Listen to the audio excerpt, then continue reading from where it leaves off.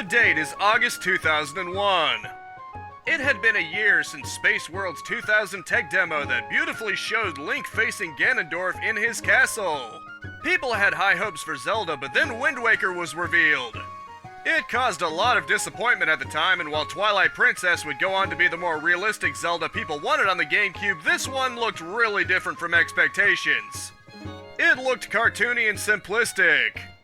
Of course, when the game actually came out, people's tune changed and they could look past its art style. Fast forward to 2013, where Nintendo decided to remaster it on the Wii U, but how does it hold up, and does the remaster actually improve things at all? Find out today as I review The Legend of Zelda Wind Waker HD for the Wii U!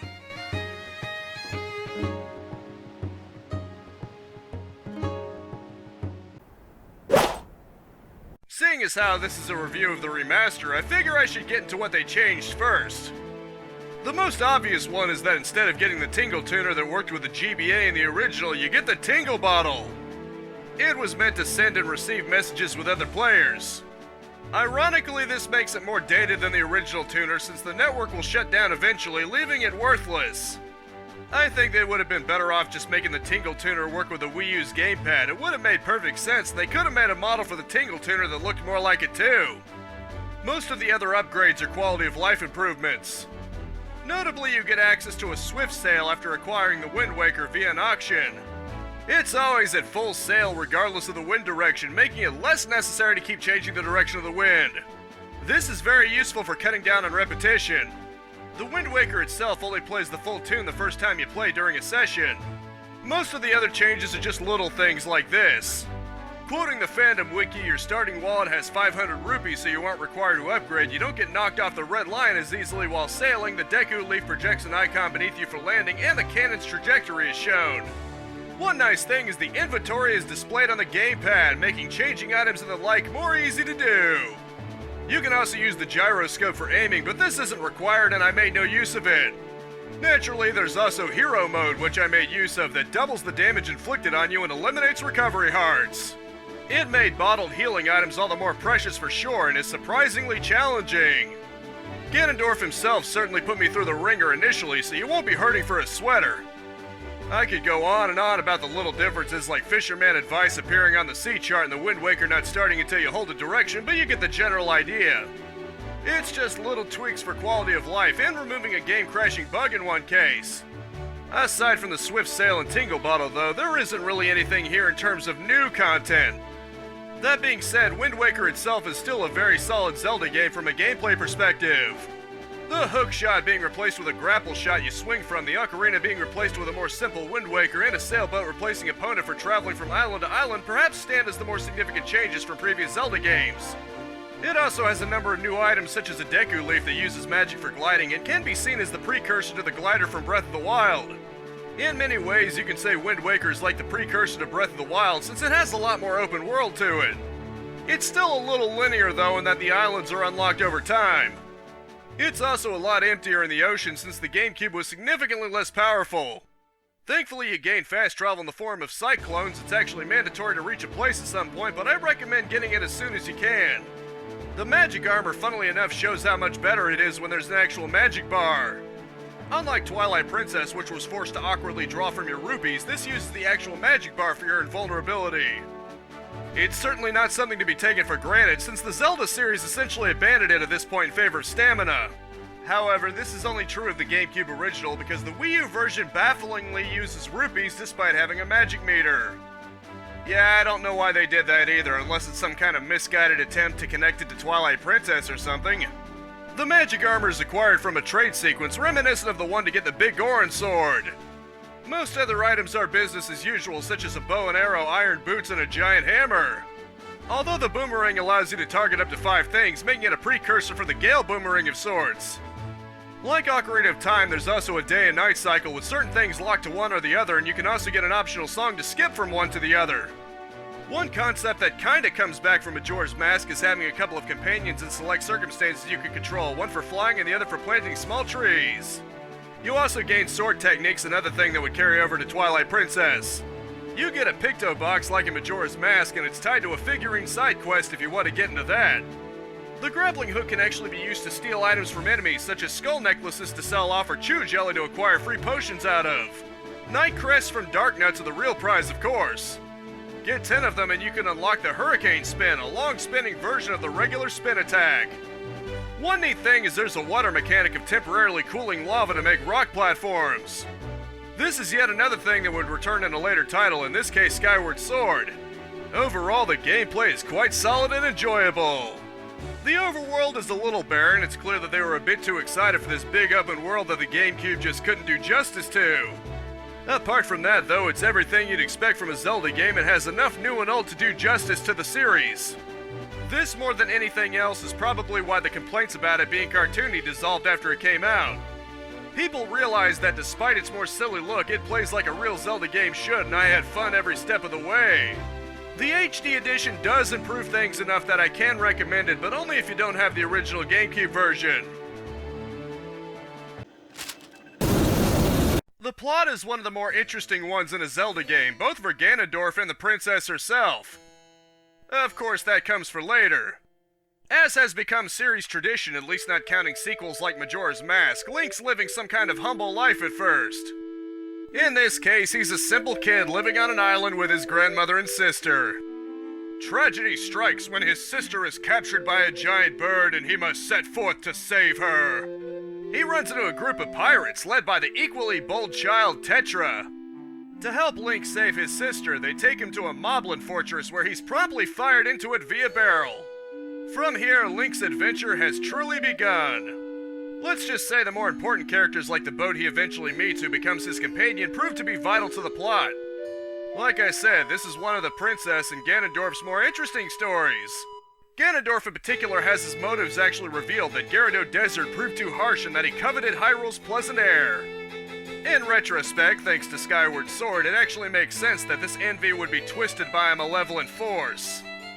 While the game does have its fair share of silly moments like Tetra and Link being rescued from Ganondorf by a Birdman, aka the Rito, it has a lot more serious themes too. Without spoiling anything, thematically Wind Waker ends up revolving around letting go of the past, believe it or not. The goddesses flooded Hyrule since the hero lost in this timeline, and it was done to stop evil from triumphing. Hence why the ocean has covered up almost everything. Both Ganondorf and the king covet Hyrule, but the difference is one chooses to let go while the other one chooses to keep coveting that which he can never truly have again. That theme of letting go is further enhanced with the two sages that looked over the Master Sword being continued on with their descendants. Overall, I'd say it's quite a good story about letting go of the past so you can drive forward to the future. That, of course, would go on to influence Phantom Hourglass and Spirit Tracks' sequels as the latter eventually develops a new Hyrule as the waters slowly recede. There are probably things that could be better, like Zelda's personality shift when she's revealed, but overall it was very solid and enjoyable. It knows when to be more silly and when to be more serious and spins a pretty great tale. Yep, this is another game whose attention was centered mainly around its presentation. Unlike the Conduit, this game was burned for its, at least at first. I don't think it was necessarily the game itself, but because Nintendo had the nerve to pull the rug out from under people after 2000 Space World. They go fully realistic, showing people what could be, and then expect them to settle for this simple, cel-shaded, cartoony-looking thing? That being said, the GameCube original has aged remarkably well. Obviously, polygonal edges and texture quality have aged, but the overall style manages to shine through. Of course, this isn't a review of the GameCube original, it's the Wii U version, and they did make some changes. The most noteworthy change is to the lighting system. While the GameCube original had some shadow casting, much of the world was baked and it looks very flat in comparison to the clearly much more advanced lighting system on the Wii U version. However, there's something I must criticize this version for. The bloom and saturation kinda look off compared to the GameCube original, making the colors look overall more washed out in this version. Via the methods I used to play it though, I was able to use a modifier to bring the color saturation back up and the bloom kinda down. I highly recommend it if you want it looking its best, if you're able to play it that way of course. With it like that, it combines the best of Wii U and GameCube Wind Waker and it really looks good. The textures and especially UI elements were of course bumped up in the Wii U version, but apart from this it looks largely the same. Thankfully, as I mentioned before, the game has aged fairly well due to its simple but pleasingly cartoony aesthetic. This is the most expressive Link has ever been up to this point, both because it's a slightly more lighthearted tone than previous Zelda games and because of that art style. Link will make an absolutely disgusted face one minute and then a look of absolute terror when he's being cannoned into a moblin fortress the next. This more lighthearted tone is perhaps best seen in Ganondorf, where he looks a little less fearsome than he did in Ocarina of Time. He still sorta looks like someone you don't want to trifle with, but he's a bit more rounded than before. It sort of fits given he's slightly more sympathetic here, but I already covered that in plot. Enemies are likewise toned down to be a little more lighthearted, perhaps the best example being the infamous Dark Nut. While they initially look imposing, you can cut away their armor and instead of chainmail, they're Anubis-looking dogs. They're still tough, but the dog face makes them look a bit more silly. However, there is one aspect that is arguably creepier in Wind Waker. Unlike previous bottle fairies that were either too low res or just gas balls with wings, these fairies look more human and have expressions. Notably, they look really sad, which has some interesting implications to it. And on the subject of creepier, there's the can of worms that is Tingle Island with a forced labor. Basically, the cartoony appearance doesn't mean it can't get pretty dark. Moving on, the game has some very nice effects overall, like heat shimmering in rooms full of lava, or tons of particle effects for things like splashing water and explosions. There's also a pretty decent variety of environments, probably the most noteworthy being the Tower of Gods where the climax takes place. You even get to see Hyrule Castle and the surrounding land underneath the ocean, and while you can't get very far for obvious reasons, what you do see is quite striking. Having everything be frozen in time with a sepia effect and then suddenly spring to life once you grab the Master Sword is really something else. As expected, the music is as beautiful as you've come to expect from a Zelda game. The sea theme is as fittingly epic as you'd expect a grand adventure Zelda game to be, but I think my favorite is actually Dragon Roost Island. It has a very whimsical tone to it, and as you may expect, it's what you're currently listening to. There's one critical moment with the King of Hyrule that has a piano rendition of the Link to the Past Hyrule Castle theme, and it very much fits the somber seriousness of the theme. The title music is pretty nice to listen to too, and it really sets the tone for a more lighthearted game. Not much to say about the sound effects as you would expect, but notably Link actually speaks in this game. It's mostly him saying "come on" to companions, but it's kind of funny to hear Link speak clearly in English in some capacity. Overall, the presentation of Wind Waker is very beautiful. The HD remaster mostly improves upon things with an HD resolution and better lighting system and the like, but it's Wind Waker's own beauty that shines through ultimately. While I would like to see at least one realistic-styled Zelda game in the HD era of Nintendo, not just Twilight Princess Remastered, I can appreciate games like this and Breath of the Wild, too. It's still a very beautiful-looking and sounding Zelda game in its own right, and dismissing it because it's cartoony would be doing it a massive disservice if you ask me.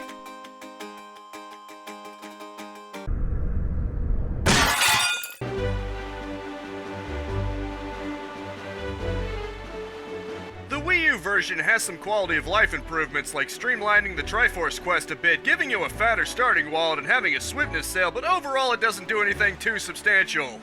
That being said, for Wind Waker itself, it's still a very enjoyable Zelda game. While the overworld is a bit on the empty side, the game plays like a dream and the puzzles have just the right amount of trick to them at times. Despite fan reactions initially being that of dread at its cartoony appearance, there's no doubt this is a real Zelda game and a real good one at that. If you've never played Wind Waker at all, the Wii U version is overall the definitive edition. If you already have the GameCube version though, there's probably not any real reason to try to buy this version. This has been my review of The Legend of Zelda Wind Waker HD for the Wii U. I've got a live stream Thursday at 4:30 p.m., news video next Friday at 6 p.m., and Let's Plays at 10 a.m. and 2 p.m. daily. All Eastern Standard Time, but feel free to subscribe and Master Sword Skull split that bell icon if you want to keep notified.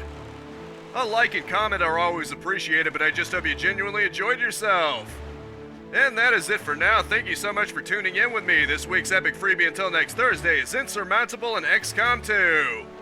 Spread this video around like the salty sea air. Capitalize on life. Peace out, have a good one, and have a nice and pleasant day.